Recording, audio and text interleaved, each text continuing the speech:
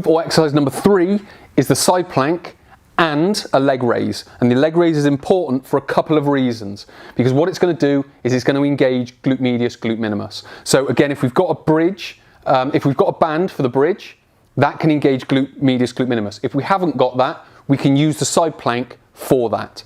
So what we would do is we would come down onto the floor, into this position. We would lift up into our side plank. What we would then do, lift up, place it down on top. Lift up, place it down in front. And every time we pick that foot up, this hip on the underside has to work that much harder. That's the glute medius, glute minimus engaging to hold the hip up, to hold the torso up, to hold the lower back up, which is what we're aiming for. And then when we put it down, there'll be a slight disengaging of the muscles, and then when we pick it back up again, they'll be engaging again. So again, what we're building here is a strength.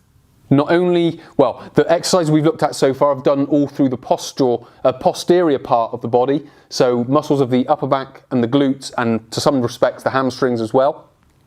So we've built that chain, but what we don't want to be is just really strong at the back. We want to be strong all the way around.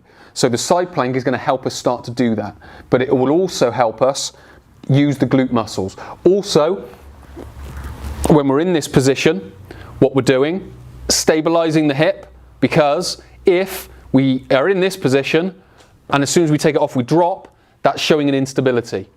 If it's quite hard in that position, just start on the knees and just lift up, put it down, lift up, put it down. So again, depending on the journey that you're on, where you're starting, that could be a slightly easier solution. Move up onto the feet, move the foot on, move the foot off. So again, what we're trying to do is build not just through the posterior and build just the lower back, but also build all the way around, so we've got a complete set, a complete torso supporting the lower back, which is going to make the strength and endurance of the lower back enhanced and heightened so much more, because the whole system is stronger rather than just the back or posterior part of the system.